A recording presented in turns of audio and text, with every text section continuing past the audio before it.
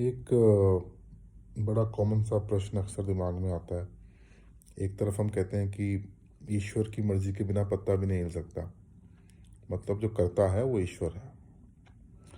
और दूसरी तरफ हम कहते हैं कि आप कर्म करने के लिए स्वतंत्र हैं, कर्म आप करिए, उसके परिणाम स्वरूप जो फल है वो ईश्वर आपको देगा।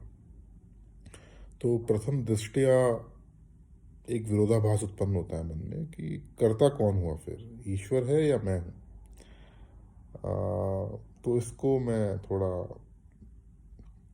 आंसर करने की कोशिश करूँगा, प्रयत्न करूँगा अभी इस वीडियो के माध्यम से। तो वस्तुतः अगर आप देखें तो दोनों चीज़ें एक ही हैं, कोई अंतर नहीं है दोनों स्टेटमेंट्स में। कैसे? I try to explain. हमारे सनातन धर्म में, हिंदू धर्म में एक मान्यता है कि जो कॉन्शियसनेस है, जो आत्मन है, वो बार बार उसकी पुनरावृत्ति होती है। मृत्यु लोक में हम बार बार जन्म लेते हैं। तो जब हम जन्म लेते हैं तो हम कुछ प्रवृत्तियों के साथ जन्म लेते हैं। जो हम पैदा होते हैं तो हमारी कुछ टेंडेंसीज होती हैं। आपने देखा होगा कि अगर एक ही घर में दो जुड़वा बच्चे भी पैदा हो जाएं, भले ही उनको एक सा खाना दिया जा रहा है, एक से संस्कार दिए जा रहे हैं, एक समाज में वो पल रहे हैं, बढ़ रहे हैं, एक ही स्कूल में जा रहे हैं, एक ही प्रकार की उनको शिक्षा मिल रही है, तो भी उनका जो आचरण है वो एक दूसरे से बहुत भिन्न हो सकता है। और बोले तो सेम सिचुएशन में दोनों का जो एक्सपीरियंस होगा वो बहुत अलग अलग हो सकता है। क्वाइट पॉसिबल है ये। तो ऐसा क्यों है? ऐसा है प्रवृत्तियों के कारण, जिन प्रवृत्तियों के साथ हम जन्म लेते हैं। तो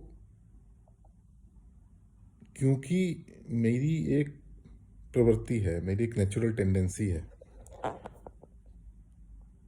उसके साथ मैंने जन्म लिया है, तो मेरे जीवन में जो भी परिस्थितियां बनेंगी, जो भी संभावनाएं बनेंगी, जो मैं कर्म करूँगा वो मैं अपनी बेसिक टेंडेंसी के अकॉर्डिंग ही करूँगा। जो भी मैं डिसीजन लूँगा, जो भी मैं सोचूंगा, जो भी मैं एक्सपीरियंस करूँगा, वो मैं अपनी बेसिक जो मेरी प्रवृत्ति है, जो मेरी बेसिक टेंडेंसी है, उसके अकॉर्डिंग करूँगा। तो फॉर एग्ज़ाम्पल अगर मैं बोलूँ, उदाहरण के रूप में अगर हम देखें, अगर कोई व्यक्ति आलसी है ना, तो वो चाहे कितना ही इंटेलिजेंट हो, कितना ही कुछ हो, उसका जीवन में एक सफल व्यक्ति बनने की संभावना एक्चुअली बहुत कम है, राइट?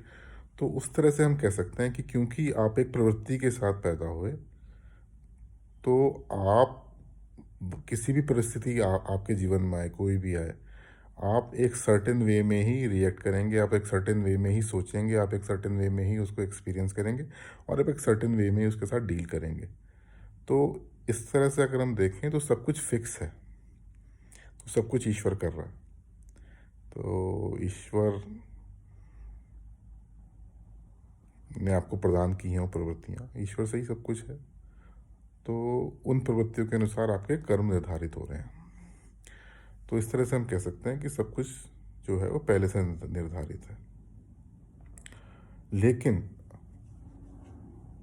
अगर हम देखें तो हम चाहें और हम योग करें, ध्यान दें, ध्यान करें, प्रयत्न करें, कठोर प्रयत्न करें, तो हम इन प्रवृत्तियों को परिवर्तित कर सकते हैं।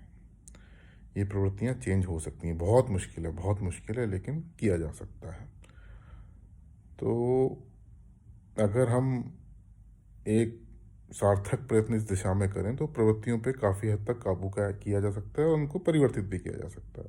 तो इस प्रकार से अगर हम देखें तो अगर आपने प्रवृत्ति पे अपनी विजय प्राप्त करी है, या आप उस प्रवृत्ति को चेंज कर पा रहे हैं, तो आपका जो रिस्पॉन्स होगा किसी भी सिचुएशन को लेके, वो एक्चुअली आपके हाथ में है, वो चेंज हो चुका है। तो इस प्रकार से हम कह सकते हैं कि जो आप करना चाहते हैं वो एक तरह से आप करने के लिए स्वतंत्र हैं। तो इस प्रकार से हम देखते हैं कि दोनों ही जो स्टेटमेंट्स हैं कि ईश्वर कर रहा है या आप कर रहे हैं, वो दोनों एक्चुअली सेम ही है। I hope it help you understand. Thank you.